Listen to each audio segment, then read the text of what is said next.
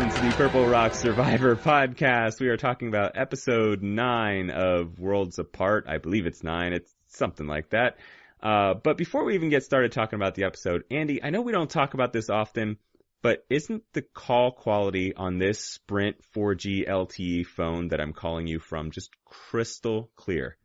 Yeah, I hadn't really thought about it, but what I am thinking about, John, is downing a box of these amazing Smarties. And for you Americans, that's our Canadian M&Ms. Oh, did you buy those at Tim Hortons? I bought them at the 7-Eleven next to the Outback Steakhouse.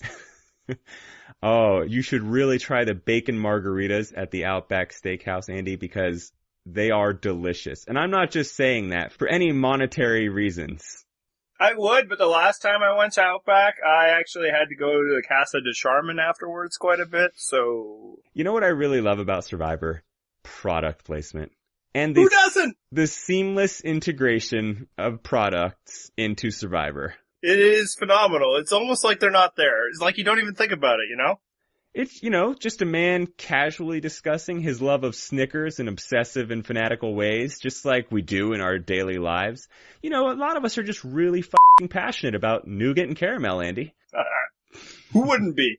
Honestly, so what happens a lot is, former survivors, they watch the show and they get on Twitter and all their different little platforms and they always complain, these survivors today, they have it so easy in my day. But I think this is actually an instance where it might be true, because I'm not sure any group of survivors have had an easier time, pimping out the products that they've been given than people getting, starving people getting excited about chocolate bars. Like, this isn't like them trying to stomach Jack and Jill or something like that. It's pretty easy to say, hey, awesome, Snickers, because I actually really could use some sugar. Yeah.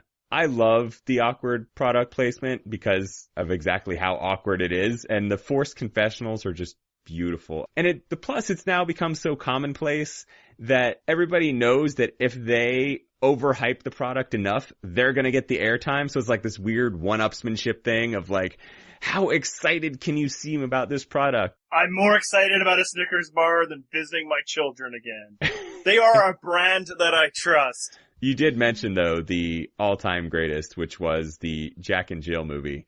It was kind of a stretch in that one that they even got anybody to put on a smiling face while talking about that movie. But Casa de Charmin has to be a close second, though, right? I mean, being excited about wiping your own ass. Yeah, I think probably the two classics. Obviously, there's other things in the past. We've referenced some of them. The Sprint one, I think, was always the most awkward because it's like, it's a freaking phone. Yeah. Oh, talk about all the features. It's like, I saw pictures. Woohoo! I'm on an island with no cell service. Woohoo! Yeah, I mean, Jack and Jill was particularly awful and awesome. For one, because Sophie could not hide her hateful disdain for it, which is probably when we all fell in love with her. But Coach is an old pro, right? So he just gave it out the promotion. Gulliver's Travels is actually probably worse because they made the challenge about the product. But you're not going to get me criticizing a show from trying to make a few extra bucks off of a sponsor. Because if anyone would want to sponsor this show, I would sell out so hard. Bring me your Stamps.com, nature boxes, audiobooks, whatever. If you want us to change the name of this to, like, the Purple Rock Podcast brought to you by Geico, it's on the table. Whatever you need.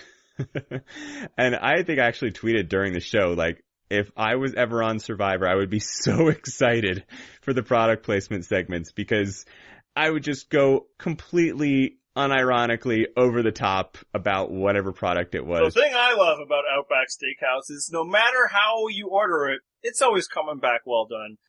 Do you even have Outback Steakhouse in Canada?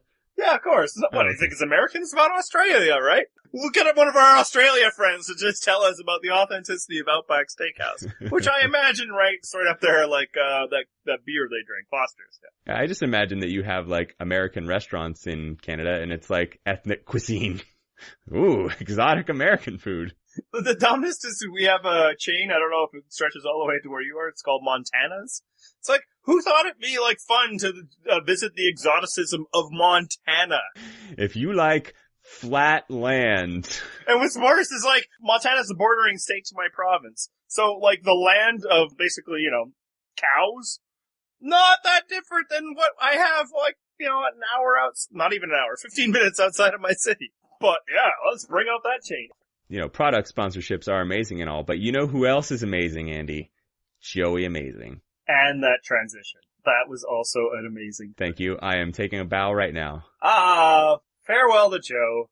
Obviously, the writing's been on the wall for quite a while now, so this wasn't a shocking thing. And in fact, I think the episode did an admirable job, structuring some level of interest and doubt among, what was a very obvious thing. So it's unfortunate that somebody that, I think could have been really interesting is out, but at the same time, I think the season needed it. This season was never going to get good until Joe left, because he was everyone's number one priority. Yep. And we kind of discussed this too, but now that he's gone, the game can actually begin. Yeah, and some people, like, Survivor fans, not all of it, but there are some, and this is probably fans of everything, are so impatient. Everybody, like, in the past 2 episodes, like, what is so-and-so doing? Why aren't they doing anything? It's like, the answer to why they're not doing anything is because, like, the winner is on the island right now that they need to get rid of. They can't do anything until Joe's gone. He is that good. And I think some people are thinking, well, he's not that great. Yeah, because he's the second member of the jury, so he didn't dominate the edit.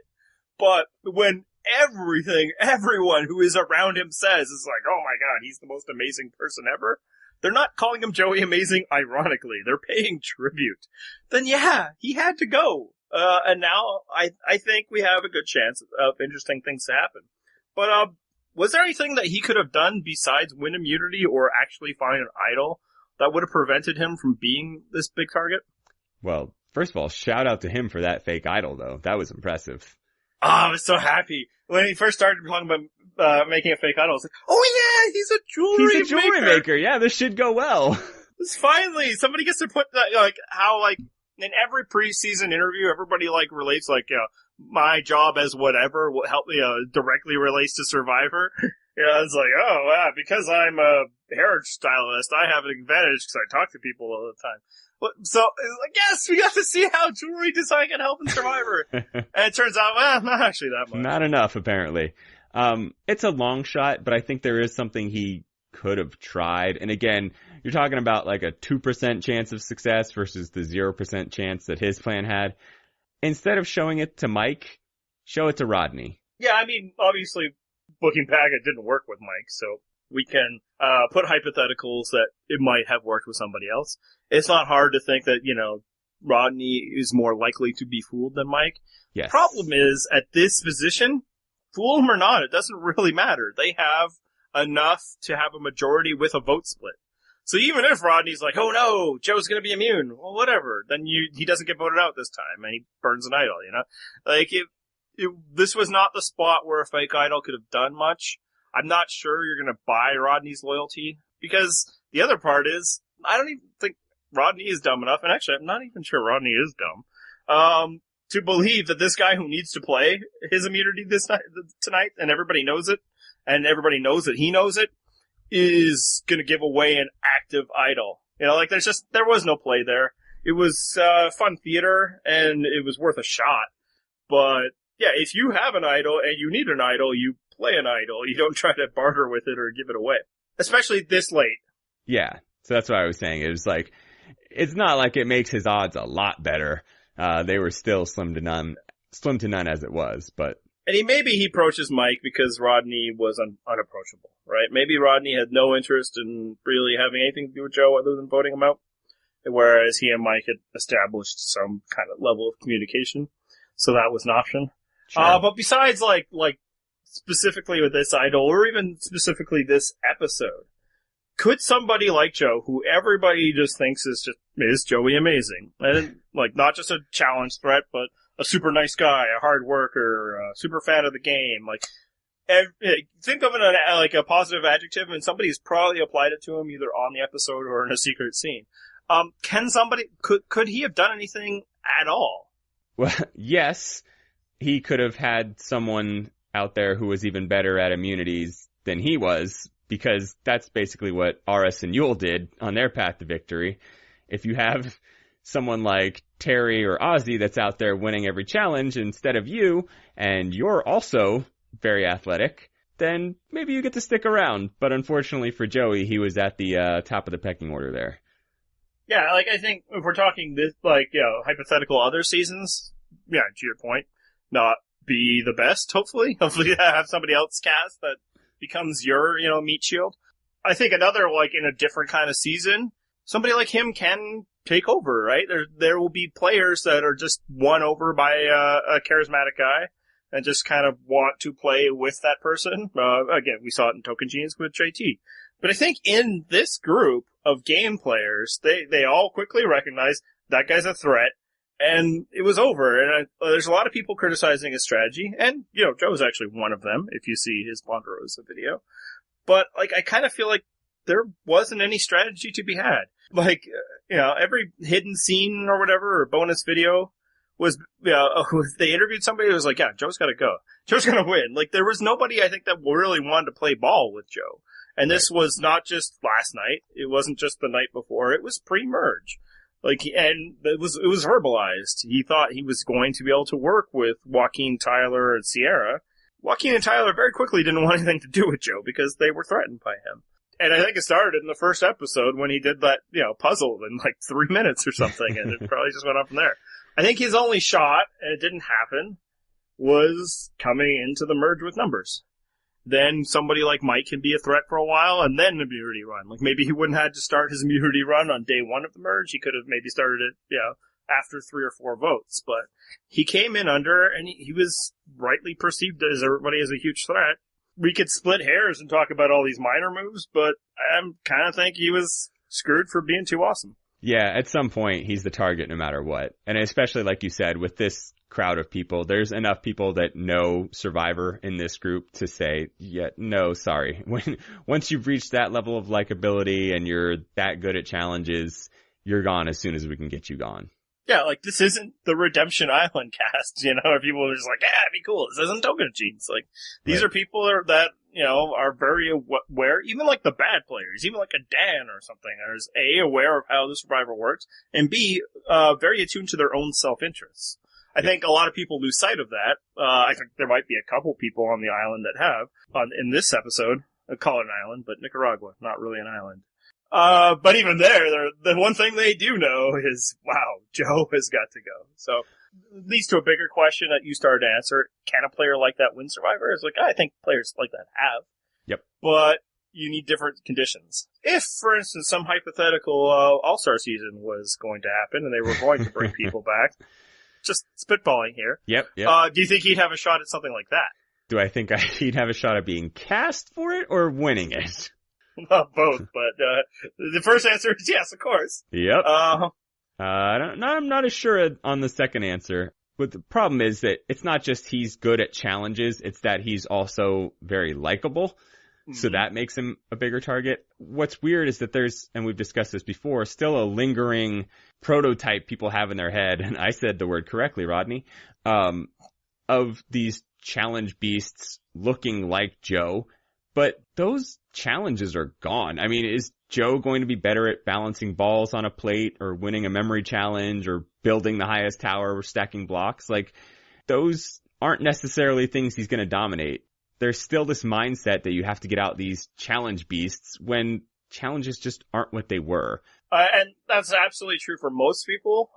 And I think actually this cast has probably recognized it. Nobody's really talking about Rodney being a threat, which is good. They're paying attention. He's been pretty terrible at challenges.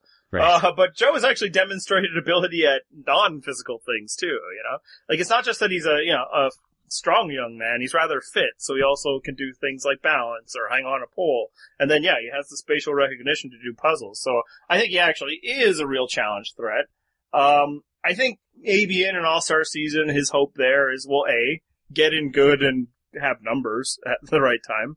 Mm-hmm. And B, maybe there's some other all-stars that make him less impressive. Especially considering that he's, a 9th place finisher or something like that. So, cause the other thing I think that happens in all-star seasons is people are threatened by the varying levels of fame as much as they are of gameplay. So people that have more shine than you are threatening. Yeah. Problem is, kind of feels like you get in a room with Joe, it's that guy has more shine than me. They were talking about him in preseason. He came up in at least 3 preseason interviews. So, he might be too good. So yeah, Joe, whether Joe could win, besides just going on massive immunity tears or having 2 returns from Redemption Island and then going on immunity tear, He's not winning this season. So, convince me that somebody other than Mike is going to win this season. Because I'm not sure that you can. Yeah. I could put in a lot of effort on this and still never convince you. I don't know that I can convince myself. If he's not the winner, he has to go home very, very soon so that they can ramp up someone else's edit so that it looks like, we get a reasonable winner's edit for somebody else. Yeah, like one of the people that have a bit of a story so far can get that kill. Like that big story. They took down Mike. Yeah. And then from there, because if it happens at like Final 5 or Final 4, bleh. Yeah, it's too late by then. Yeah, but I'm not like wrong for saying that like he has a massive glowing winner's edit right now. Oh my god. Just in this episode, he doesn't accept Joe's BS idol deal. He lets Shireen call her shot on who she wants out because he knows the fracture in his alliance is coming. And he reveals that he was aware of the threats within his own alliance, too, yes, within that discussion. Exactly. And then he verifies the idol with Jeff at Tribal Council. The man's on point, clearly. Yeah. And if, you're talking about, like, winner stories and journeys and all of that, since the merge, the story has been Mike versus Joe. That story's obviously over, and I'm not sure there's been another story other than look at these lunatics doing lunatic things, right? Whether it's, Shireen with her, nervous energy here, or Rodney blowing up at people and talking funny, or Dan being the world's biggest asshole, or Jen being this whiner, not only has Mike, has so much been focused on building up the character of Mike, but I feel like all the other potential candidates have been torn down to a degree that, the chasm between first place and second place is cavernous. Oh, the cavernous, you say? If we were doing power rankings this week, it would be, there's number 1, and then if you look far off in the distance, maybe you can see number 2. Yeah, and it's just more like everybody there is aware that Mike is the next biggest target. So if you're just looking at the game, it's like, oh, Mike's in danger here, Mike's in danger there. I don't doubt that he is going to have to do a few things to get there, but I also don't have much doubt that he's going to do them. Keeping in mind that he also has an idol that nobody knows he has. Right. And if you have any doubts, you watch some secret scenes, and it's like, he's not just, this goofy, lovable guy with a very distinctive way of talking that, he's a excitable golden retriever. Like, no, this guy knows his stuff. He is on point on every level. And edit wise, nobody's there. Fans don't like the obvious. It gets boring for them. They don't want to be told. I'm gonna piece it out. I'm gonna puzzle it out. But at that point, you're relying on incredibly bad storytelling. Yeah. Which has happened. It's happened. But would the greatest season in a long time as hyped be about somebody that they've decided to not feature through 9 episodes? I wasn't sure if you had any discussion, but I'm putting it down right now that, about 80%, I think Mike is your winner. That's about the level I'm at with him, too. He's really high up there. Just because, like I said, if it's not him, quickly build up someone else's edit so that they look like a potential winner. Yeah, because even like the story of this episode, where like a somewhat featured player, Joe wasn't as heavy in the edit as you might expect, but he was there, and it was the story of Mike taking him down. Yeah, mm-hmm. It wasn't about Rodney doing it. It wasn't about Tyler outmaneuvering him. It was at the end, it was everybody, but it was told through Mike. So you guys can keep looking for another winner, and it could happen. Things happen in Survivor, but it's Mike. Until otherwise, we see. With the little asterisks that, I did think that John Mish was going to win last season, but that was last season when you're just desperately reaching, like, I guess somebody's got to win. And I'll add one more point too. I mean, we were fairly certain by this point in Cagayan that Tony was winning, and it was still an exciting season despite that. Oh yeah, and honestly, I'm cool with a Mike Holloway win. I'm really actually getting on board. I think that one nice thing is they didn't sell it to us immediately at how good he was at everything, And I think some of those flaws just wrote him off for some people, like our friend Matt. I think some people have gotten that way. It's like, the only way to win Survivor is to be flawless. It's like, no, you can make a few mistakes here or there and still be good enough to win. Right, especially when you're playing against first-time players. Exactly. All right, so Mike had a great episode last night, but I'm going to talk about somebody else who had a great episode. And normally I structure these to you like questions, like what did you think of what so and so did? But if we're talking about Shireen, I already know the answer. No matter what I ask, was she did awesome. I totally agree with what she did. So I'll just say this: I think Shireen did great last night. And now I will let you talk. Well, you're going to be really surprised. I hope you're sitting down, Andy, but I concur. And really, though, she doesn't have many options. So, I mean, basically, she can go down with the ship, or she can create a lifeboat and jump into it. So she did the thing that she can do. Well, actually, I shouldn't say the only thing she can do. I think she executed it well, because she not only created the lifeboat, she did the Suri thing and kept someone around that's going to be just one rung below her. Yeah, well, also I think the big thing for Shireen is not only that she did the thing, and at this point we're talking about her discussions with Mike and finding inroads into a possible alliance, is that it was pleasantly received. This is such a positive, Like, I think Shireen has probably been trying to do things with people for a while now, and it's either been like, stop talking to me, you annoy me, or just like, yeah, sure, whatever. Like, we don't have much options. This was... Like Mike, I think was, he fully engaged her with somebody else there. Sierra was there for it. And, he agreed with her assessment on the game. So I think there is a legitimate path. Will that happen? We don't know. But I really do think that foursome is a potential real thing. Because, again, if you go to the secret scenes with Mike, he is aware that at some point people flip on each other. That's how Survivor works. So what you need to do is, while there are assets out there for you to collect, you need to use them. That's what Shireen is to him. But the other thing she did last night, that we should probably discuss, is she was ultimately the decider of who goes home. She could have voted out Jen and, made her friend happy there. Or she could have done what she did and voted out Joe. Did she make the right decision? And of course your answer is yes. Obviously, yes, Andy. Why do you even ask these questions? Yeah, I mean, she's brought her own goat, essentially. But, of course, like I said, she did the Suri thing, so she also has to do the other Suri thing, which is take out that more appealing goat at some point so that she can ride into the final tribal. And, I mean, she basically spelled that out at Tribal Council when she said, Jen is going to be more appealing than I am, because who's going to want to vote for Jen if she's offering to quit? So I think she gets it, and she's got a path now. It's still a long path, but she's got a path. Well, I think some people were frustrated that she didn't vote out Joe. I think those people probably just wanted Jen gone and Joe not to be gone. Because, for one, what we've been saying all the time, if you can vote out Joe, you vote out Joe. That's not really a big thinker. But the other thing is, she couldn't just throw away this potential alliance with Mike for what value? There was no value in that. Exactly. Making Jen happy and then keeping Joe around. So guess what happens, people, when Joe wins immunity next week? They can't vote for Joe. They'll vote out Shireen. Like, So let's keep in mind, she has to act in her own self-interest. And at some point, she needs Joe gone too. Yeah, just like everybody else. Yeah, no. Exactly. So take him out. It was fun that she kind of introduced that. Yeah, she thought it through. But then afterwards, it's like, no, I need to do what these other, 3 people want me to do. And I also need Joe not to be here because I'm not interested to lose to him as much as everybody else is not interested in losing to him. So you can't give her too much credit. She came to the only correct decision.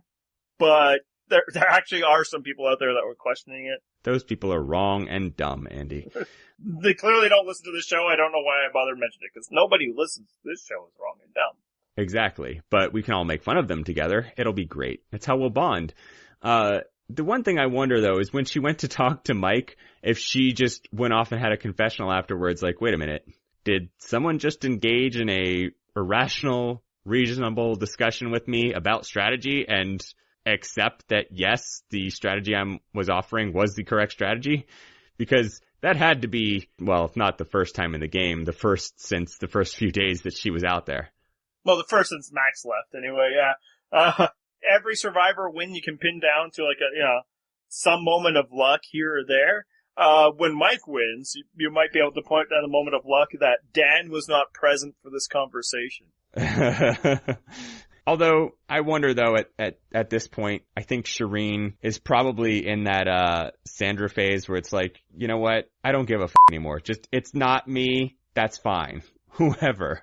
I'll work with whoever. I think she's perfectly willing to hold her nose and talk to Dan. I just think Dan would keep yapping and destroy the whole thing. She'd be like, Mike would just be like, shut up, Dan, just let us talk here. You don't understand. I know how to talk to women, Mike. The cameras are here. I gotta do something big and bold. I can demean the ladies. That gets me lots of fans. That's a pretty decent Dan impression. Hey, thanks. But clearly not the best Dan impression we've heard this week. What a segue, Andy. Beautiful job. Yeah, Rodney knocked it out of the park. Yeah, so I think it's unfortunate we don't have production on this podcast with like musical segments, because at this point it should be like begrudging praise for Rodney segment, because we've been doing it every week unexpectedly, and he was flipping amazing. It was uncanny. And I tweeted that it was the first time all season that I've ever laughed with Rodney. And it was true. Like, I was legitimately laughing. Like, he did some good impressions. Yeah, no, like, those were, like, at first, when he first started, like, yeah, whatever, Rodney, because that's how we've been conditioned to, approach him.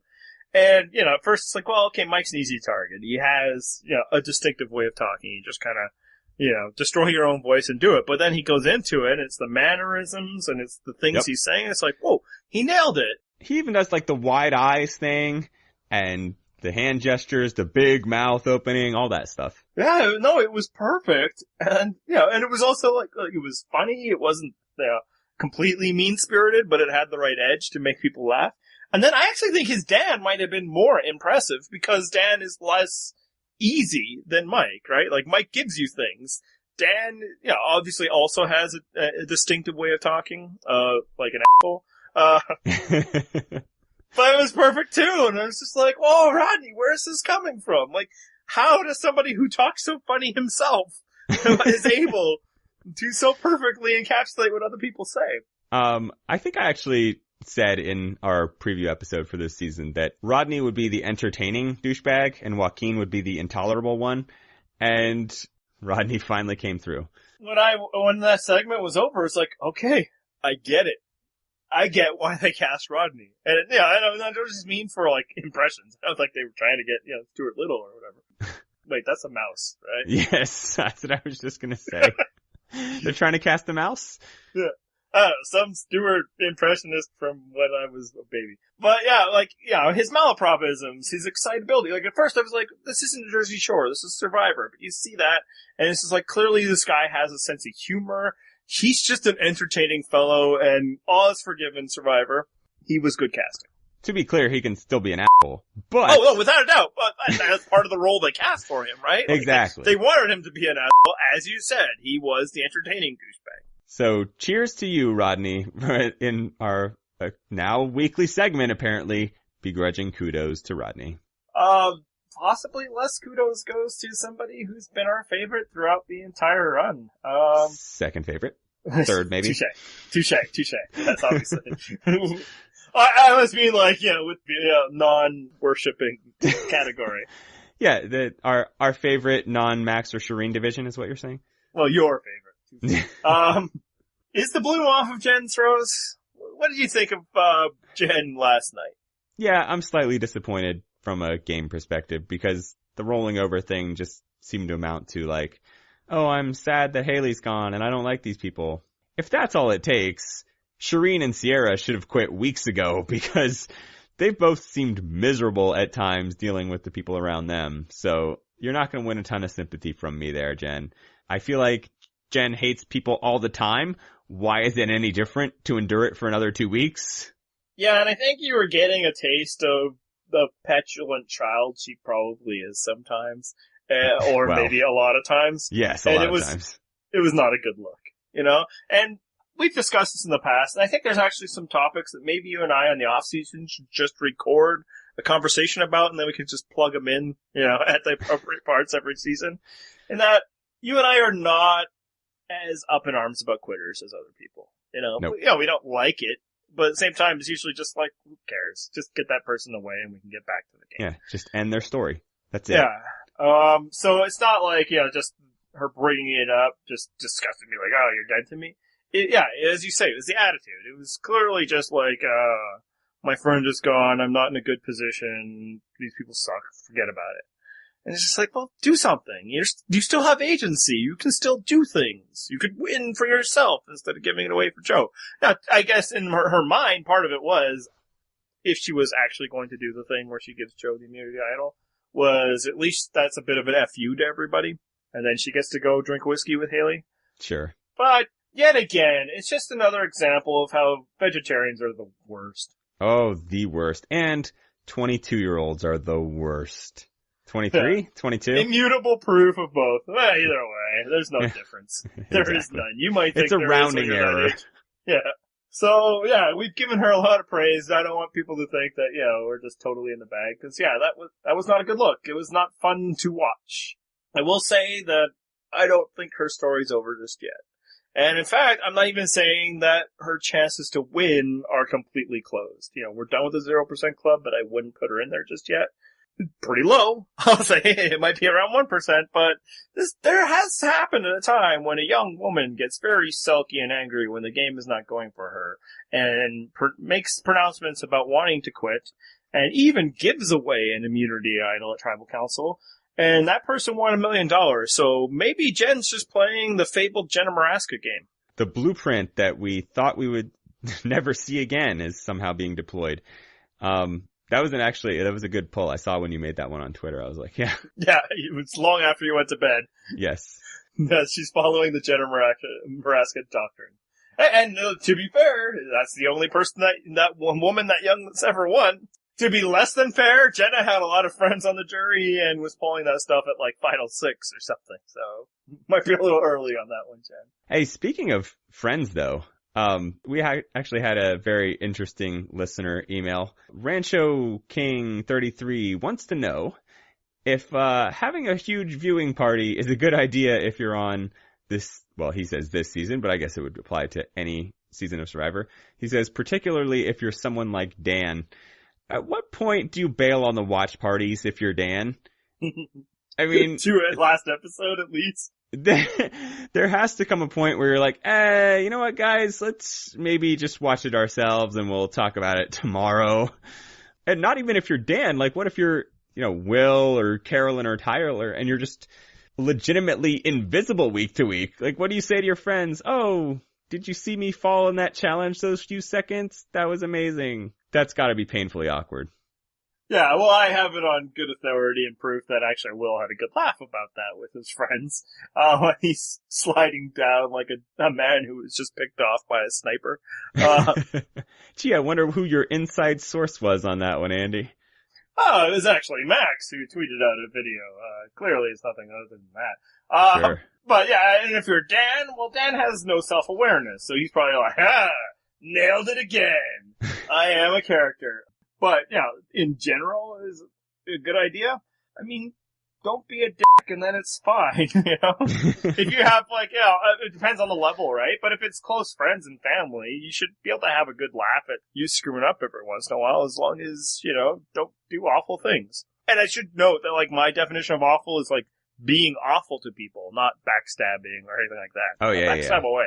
I'm all in favor of lying and cheating. Well, not cheating. It's not cheating. You're allowed to. Or backstabbing or whatever. Just, don't talk about slapping women and, being condescending to people. Because that's also really bad gameplay. Right, yeah. And not only is it bad humanity, it's bad gameplay. I don't want to see that on my TV. Yeah, so me, I probably have no problem because I would have been amazing for the 3 to 6 days I would have been out there. Because as a Canadian, you cannot legally say anything negative about anybody else. Clearly if this podcast has taught you anything, it is that's not true. And speaking of saying, maybe less than nice things about people, I've been reading this a lot, this season, and there's always somebody any season. What's it like as a fan to be watching Survivor and actually believing that Carolyn, Tyler, or Will are the legitimate contenders of this season? Do they get a different feed of the show than what you and I are watching? Yeah, do they only watch secret scenes and just never actually make it to the real episodes? Yeah, I mean, who has time for 42 minutes? And look, that's a horribly condescending thing to say as somebody who just said don't talk to people condescendingly. But I think it's just puzzling to me. And I think what it is there's some people who really want to watch the show as a competition. And look, we love the competition of Survivor. That's basically all we talk about. We rarely ever talk about, the actual mini competitions that, that take place in episodes. Right. But it's still a television show it is still an edited sequence of events that happened months ago. And at a certain point, and I think we're there, 9 episodes in, if somebody is barely on TV, you have to start to, telling yourself, maybe that person is not the star of this season. Yeah, and not only that, but again, every episode is covering a span of 72 hours generally. So basically you have 3 full days to give 30 seconds of entertainment that could make the show. If you didn't do that, it doesn't speak well for you getting a winner's edit. Yeah, every episode of Survivor has basically 2 things that they need to take care of. 1, tell the story of that episode, and the story is always centered around who is leaving that episode. So that's when, some people that ultimately don't matter will feature heavily because they matter then. The other job is to tell the story of the season. And if you are Carolyn or Tyler, and especially Will, and they're not telling your story, it's because you are not the winner. And I'm seeing this in second person. These people are well aware that they're not the winner. They were there. Yeah. And it's fun to do hypotheticals in our head and say, okay, well, they're probably doing this and back there, and what we're not seeing is this. If we're not seeing it, it doesn't matter. And early in the season, you can look to bonus videos and all of that to piece together the people that might not be in the narrative, because there's plenty of time for them to notice. Sometimes early in the season is just dominated by wacky characters that get eliminated. We are no longer early in the season. Tyler and Carolyn and Will are still being dramatically left out of the narrative. Now look, we said earlier, things could still turn. Now that Joe's gone, a new game is going to start. But people that think that Tyler and Carolyn are clearly in the pole position are deluded. It's just, they have no story. Carolyn has less of a story than Tyler, because at least Tyler, sometimes gets on TV and gives us Carolyn's story. We haven't seen Carolyn talk about the idol since she last showed it to Tyler, but Tyler talks about Carolyn's idol. And I think some people think that we're just not recognizing what they're doing well as a game, and I don't think that's true. Every week, you and I have been saying that they've done the right thing. Yeah. It was right not to flip. It was right to send it. So it's not a judgment of their gameplay. Maybe they're playing okay, but they are not featured characters in this television show, and that matters. And one more thought, and actually I want to get your thoughts on this, because Sophie actually talked about this last week on Rob's podcast, where she did not think highly of Tyler's chances. And it just kind of sprung this idea into my head. Maybe we're at the point in Survivor, 30 seasons in, where playing a good game of Survivor is not good enough. You have to play both a good and an entertaining game, is that what you're saying?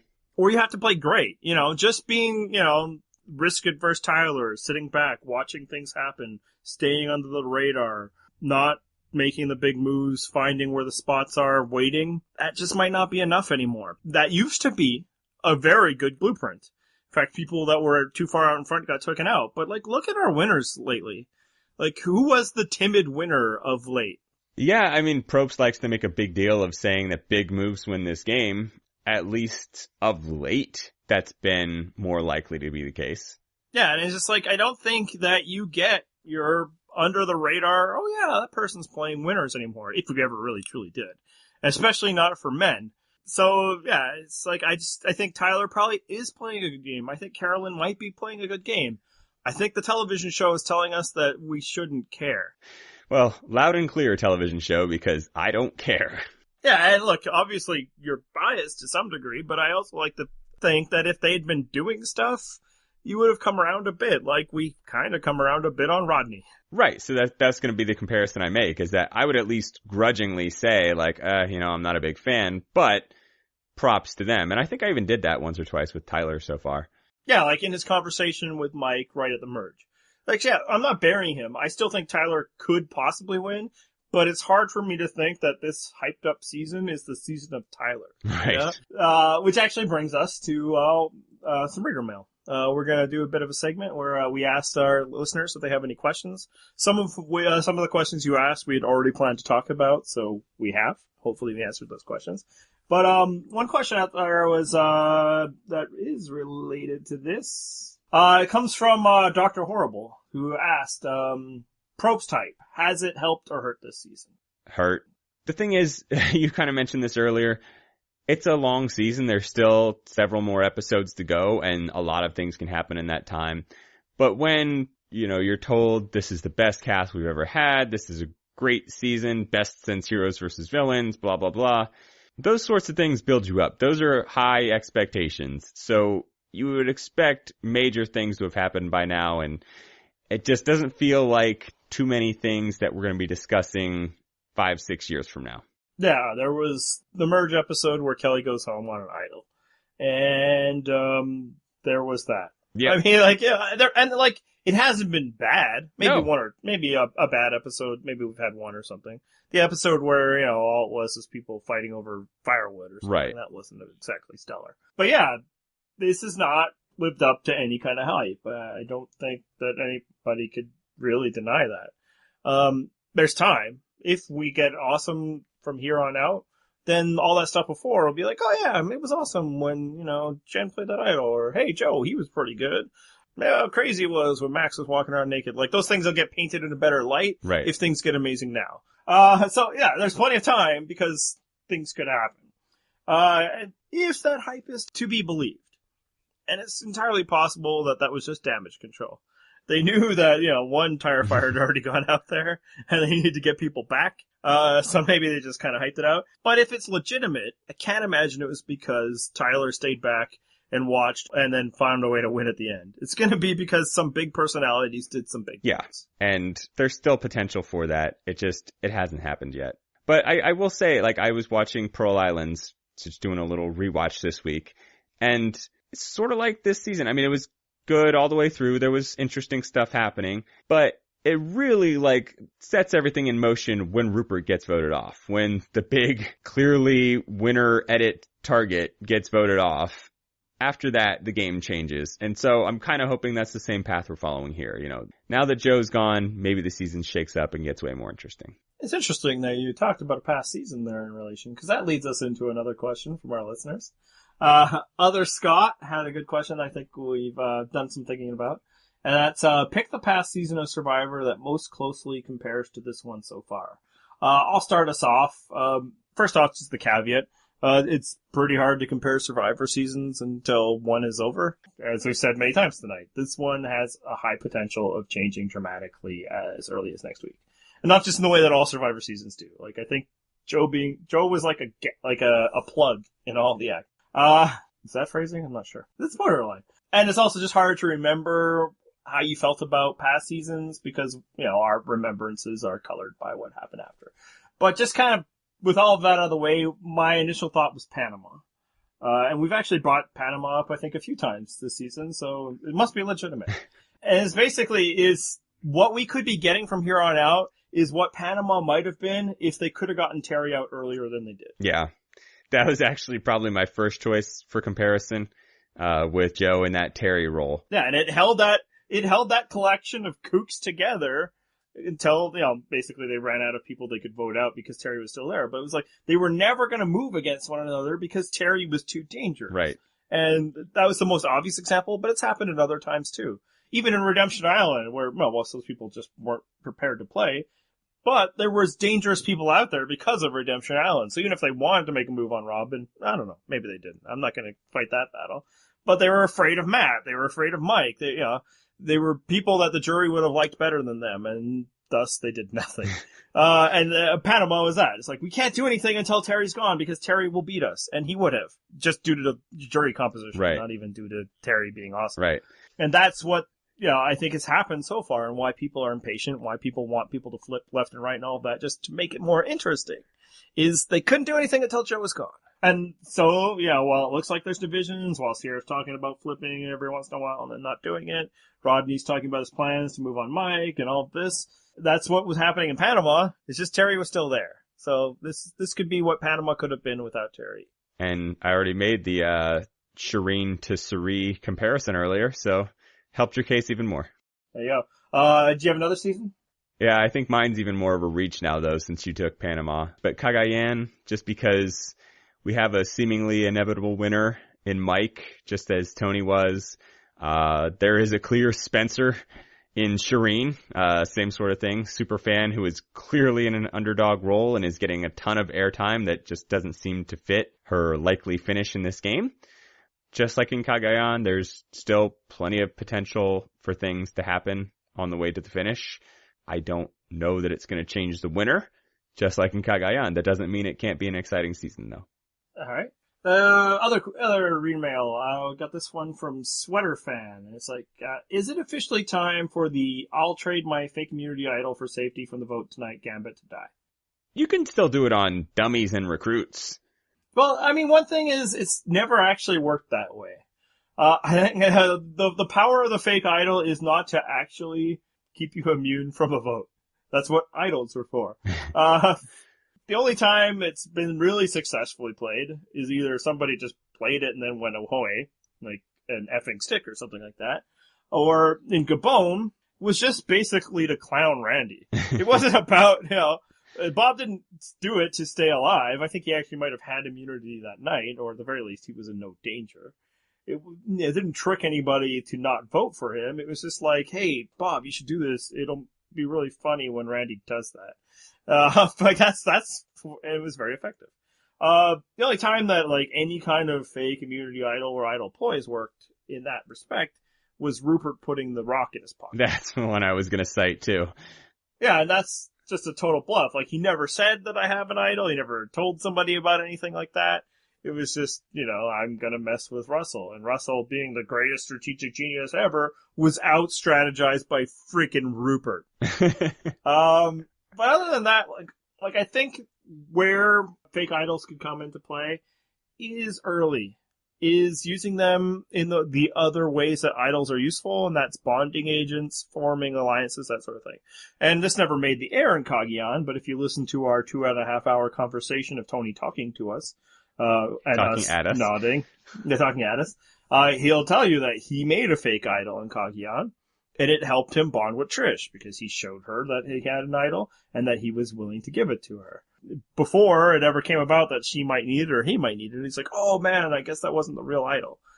So like, that sort of thing could maybe help. Where you've been seeing it lately, like we saw tonight with Joe, like we saw last season with Dale, maybe possibly others, is it's a Hail Mary ploy to try and keep you alive. And at that point, it's like, well, if the odds are long, then any shot is worth taking. They can only vote you out once in most seasons. So yeah, it's like, is it worth doing? It's like, well, I don't know. Joe got a little bit more television and he got to show that he was doing something. It's probably better than sitting on your hands and accepting your fate. But yeah, I do think if you actually think this is going to be a high percentage ploy, you are deluded. Yeah. What do you think? Yeah. All right. Another question from Come On In Here. Who do you have in the Stanley Cup playoffs? That's apparently hockey, John. I was going to say, that's the one with the sticks and the puck thing? Yeah, I'm guessing neither of us know if the team that's in your city made the Stanley Cup playoffs. I'm guessing no. We have a hockey team? Usually. There you go. And this betrays. Obviously, he's asking because I am often the only Canadian that many of you know. However, I actually am not that into hockey, at least not NHL hockey, because the team I cheer for has been incredibly awful for a very long time. And I'm busy as a father, so I don't really have time to watch terrible hockey. Much more in the NBA. I was going to say you have time to watch terrible basketball, not terrible hockey. Yeah. Nah, even terrible basketball I don't have so much time for. Didn't watch a lot of Lakers games this season.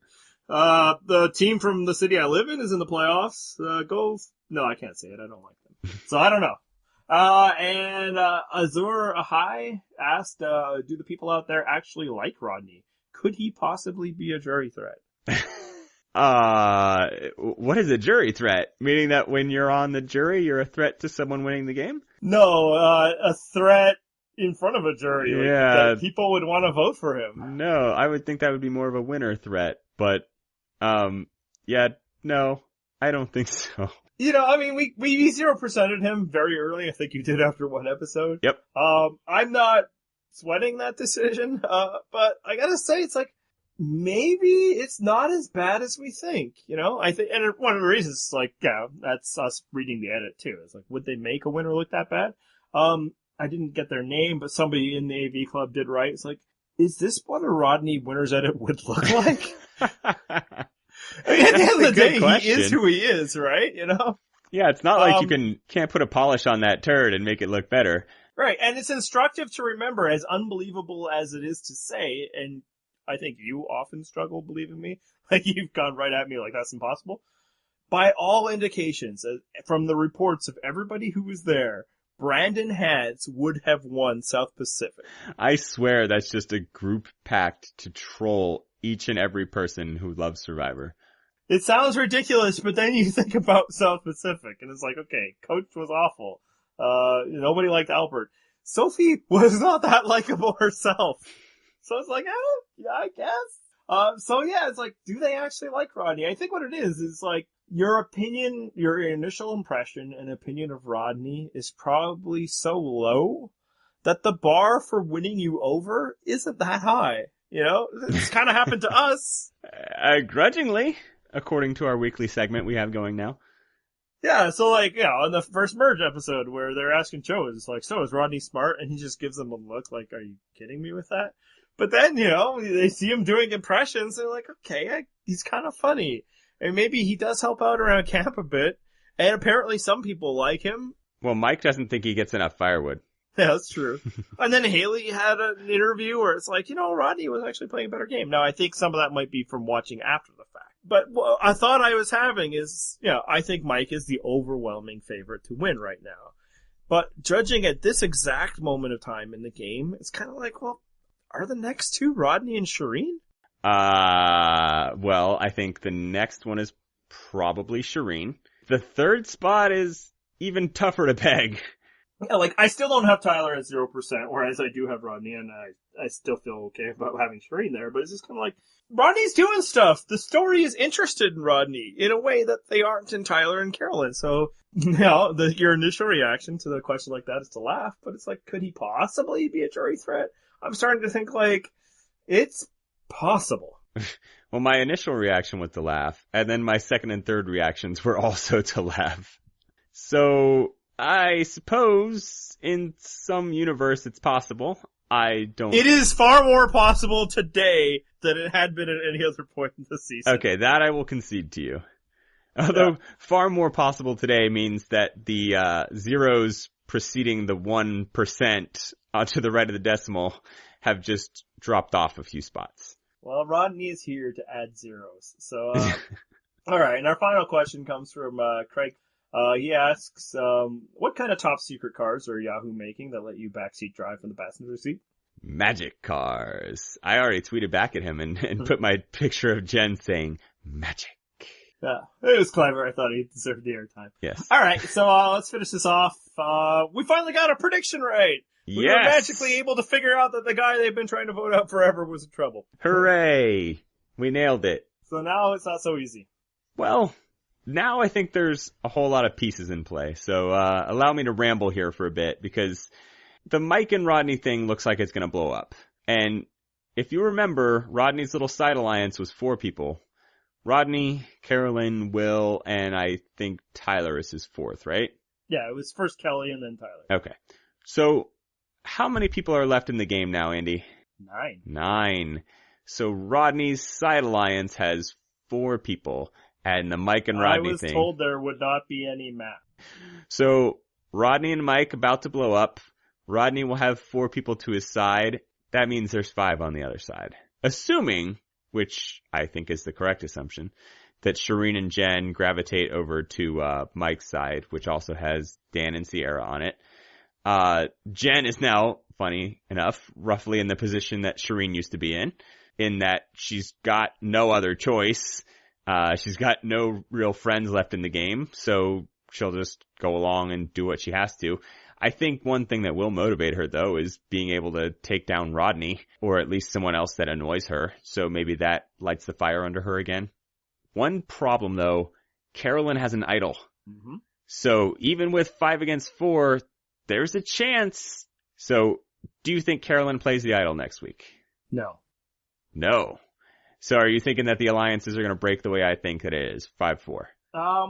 So a couple things about that. One is Jen is a wild card.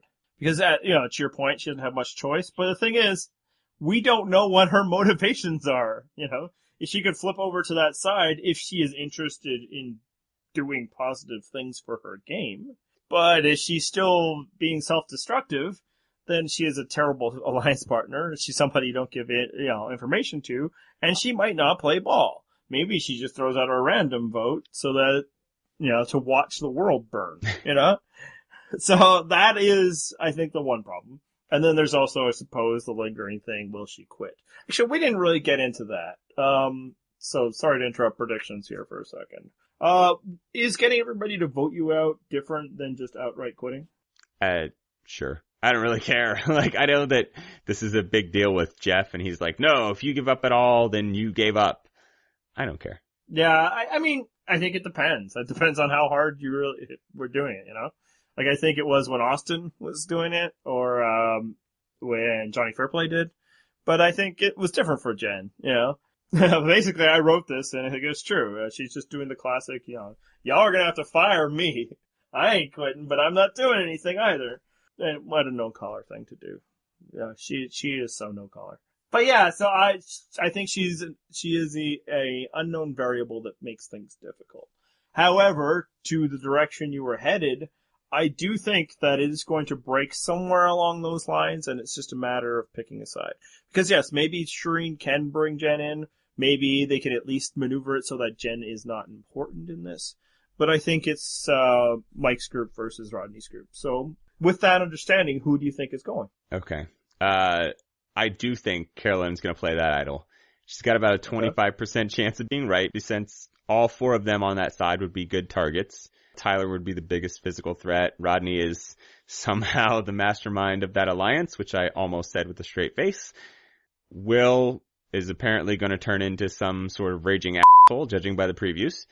And then Carolyn is the easy, vote for the person least likely to be protected by an idol, that if you're going with that strategy. So all of them have legit shots at being targeted.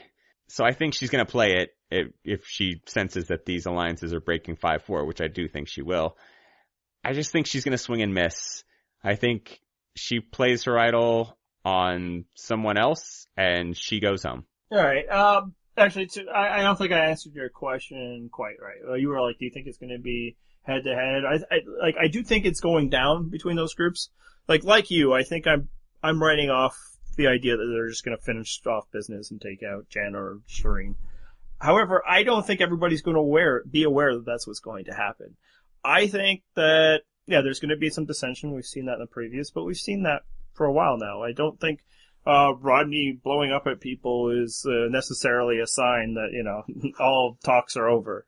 It could just be that he's hangry. So I think that Rodney's group is waiting for Final 7. So I do think they'll be voting for, Shireen or Jen.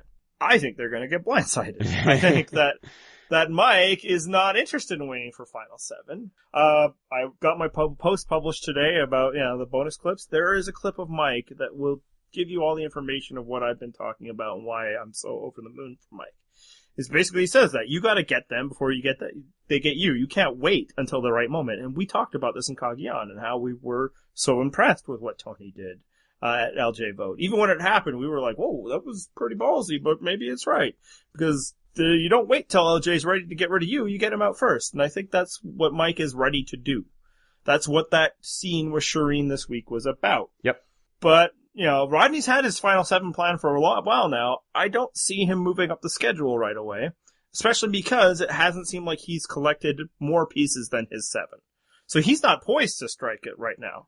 I also think that Carolyn and Tyler are not creative enough thinkers. I think they're like, this is what you do. You stay under this. We go take out them, and then we do the thing. Now, I will say there's also a bonus clip where Tyler introduces the idea that Jen might be a piece that he could use. So I'll give that to Tyler. So I think, what's happening is 4 of them think they're staying the course, and one of them is going to get blindsided. And my pick was also Carolyn. Nice. Because of that discussion, but now I'm like, should I change it? I mean, you have a 1-pick lead on me. I'm never going to catch up at this rate. Screw it. It's Tyler. That's my pick. Boom. I will say either one of those I'm happy with. Yeah, I guess, but maybe why we were both saying Carolyn is it also could be Mike does the thing where it's like, okay, Shireen, call your shot. Yep. And it would be so satisfying for Shireen to take out Carolyn. I don't think she has beef with Tyler, Especially because Carolyn has an idol. Yeah, but nobody is aware of that idol, so that's not factoring into their motivations. But, I think what Shireen pointed out in her conversation with Mike was right. Carolyn is the hub of which that little sub-alliance goes around. I think all 3 male members are closest to her than they are with each other.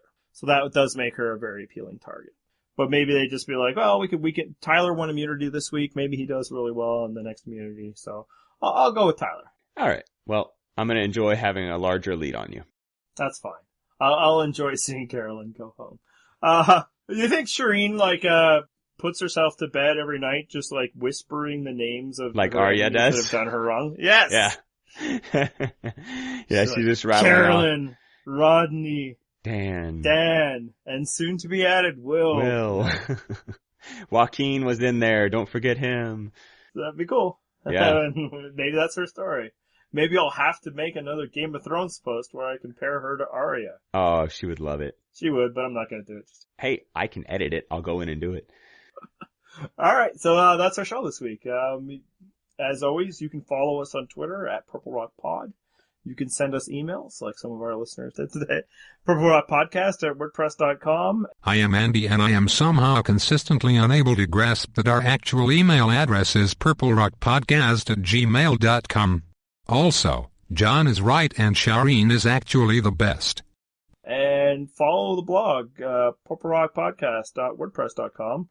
Hey, we got a tournament still going, don't we? Yeah, actually, by the time you are listening to this, it will either be the Final Four round that we're currently in, or it'll be time for the championship, which looks like it will be Sandra versus Parvati. Yeah, so the current matchups are Richard versus Sandra and Parvati versus Kim. I don't think they're both completely out of reach, so certainly if you haven't voted yet, let your voice be heard. But, early polling suggests that that's what our final is. A rematch of heroes versus villains without the meaningless third person. Yeah, I kind of hope he gets the same result. There you go. He's on record for supporting Sandra. I will hold my endorsement for now to let the democratic process take forward. Democracy is for chumps, Andy. Apparently. All right. Anything else? Nope. Let's wrap this thing up. Hit the theme music.